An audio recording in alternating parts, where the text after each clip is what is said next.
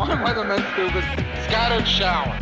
Of course they're scattered, otherwise they come down in one big drop. Hi, I'm David Brenner, the comedian. If you are younger than 30, you didn't know that.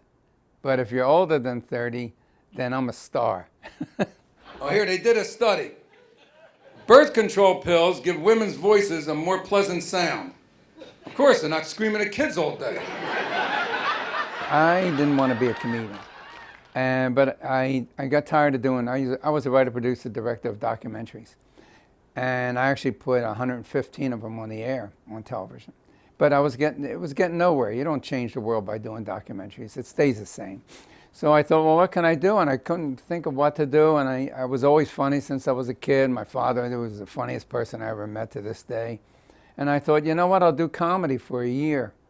So what happened is right before the year was up, my agent friend bought the man who decides who's going to go on the Tonight Show. He brought him in to the bitter end down in the Village, which is a very hip, you got to be, really out there, edgy. It was not for the middle of the road. And let's face it, Johnny Carson and all his television shows are middle of the road. So he saw me, and what he said was, David Brenner does vomit material. Not only won't he be on the Tonight Show, we won't let him in the building at 30 Rockefeller. So I took that insult, and I didn't like that. And I said, you know what? Forget me doing any television show. I'm doing the Tonight Show. So I hid out where they did the auditions. I watched what made them laugh, that group of men who selected the people for the show. And I wrote a monologue that's in keeping with what they like. And then I did a cold audition one night. And then on January 8th of 1971, they actually called me on the night before. And I went on the next night, and just everything was perfect. Would you welcome for the first time on The Tonight Show, Mr. David Brenner. David? You couldn't write a better scenario. The best place in America to get directions right here in New York City. No matter who you ask, it's true. No matter who you ask, you always get the same directions and you can always understand them. Excuse me, could you tell me how to get to 58th and Lexington? No, what do I look like? Information, everything I need is Johnny loved me. The next day, I was done with comedy. I'm done. I mean, I wasn't a comedian. The next day, I went to visit a friend of mine in Brooklyn. And when I got back to my little room here in Manhattan, there were messages from my agent. I had over $10,000 worth of job offers from one appearance on The Tonight Show. I never thought that this was going to turn my life upside down and give me my whole future for now it's 42 years. But what was interesting to me about that, the 158 appearances, Johnny made me do a monologue, 157 monologues. Now, normally you do 2 monologues, 3, 5, and you get a certain status, and then you go right to the panel. You don't do a monologue. It's difficult to do one. It's a gem. Every gem has to be in the right place. Every joke. It's very difficult to write a 6-minute monologue. So one time when I did about 30 of these monologues, and there was a commercial break, Carson leaned over. He said, "You ever wonder why I make you do a stand-up every show?" I can't lie to him. I said, "Yeah, of course." He said, "Because I like to sit back, smoke a cigarette, and laugh for 6 minutes," which is a great compliment, but I would have preferred if he let me do only the panel for the other, 130 some whatever appearances. That's the difference of the careers then and now. Now there are over 900 TV outlets. So what chance does a comedian have? He can do 100 shows and get nowhere. If you did a show like Johnny Carson, you had 13 to 15 million people watching you. And you had all the powerful people in Hollywood who make all the show business decisions watching you. And the other difference is there were only 20 of us who started when I did. Andy Kaufman, Steve Landsberg, Richard Lewis, Freddie Prinze, and all of us, and Gabe Kaplan, we all became stars.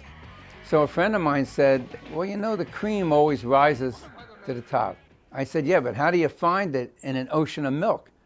If you're in a business and you have 14 to 17 million people competing with you, they're bad odds that you're going to rise to the top." And that's the biggest holdback for these young comedians, and that's what I'm basing that show on that I'm doing out in Valley Forge. I looked at over 2,000 comedians, and I went to comedy clubs, which is a dreadful experience for me. And I watched comedians, and I selected 4. And they're going to do stand-up in front of an audience out there in Valley Forge, and it's an opportunity for them. And I'm just hoping that somehow these young people who I know, if they started with me and my friends back then, they would have become stars. I started out doing what was called observational comedy.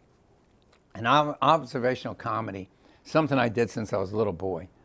It's dumb things that we say and do. Like if, I don't know if other people do this, I do this, it's so stupid. You know, when you're looking for something, you can't find it in your house, apartment, you can't find it. I don't know about you, but I'm like crazed. And I say out loud, even when I'm alone, I say out loud, I know it's going to be in the last place I look. Of course it's going to be in the last place you look. No, who finds something and keeps looking for it? Okay? So that was the original comedy back in '71. But then a lot of people were doing observational comedy, and I got kind of bored doing it. So I thought I would do something no one else was doing, and about 15 years ago, I started doing all the humor based on current events and the news. And then, of course, along came all these great comedians who have their shows, and Jon Stewart, and I mean, these guys are fabulous, and they do it. And a lot of comedians do the news. No one did it when I started. So if you do the news and current events, your act can never get old, because you're doing jokes right out of the paper and off the internet of today, and tonight you're doing that joke. And this is the first bit of normalcy to come out of Afghanistan that I've noticed in the last 2 years. Afghanistan held their first national lottery. And the winner, a man, unlike the Americans, he quit his job. And he said he's going to use the money to travel. And he won close to $6. And that's what comedy's about, by the way. Comedy, laughter is like a salve that you put on a wound until you can get to a doctor and he can fix it permanently. It doesn't take away what's bad, but it makes you get through it. You can't laugh, you can't even smile, force a smile, and think of something bad. You can't sit there and go, oh, my rent, I don't have the money for the rent. They're going to throw me out of my apartment. You can't do that. You got to be morose. You got to be what the news is about you. So I think laughter plays a very important part in society, and you can gauge how down society is and how bad the world conditions are by the number of comedians.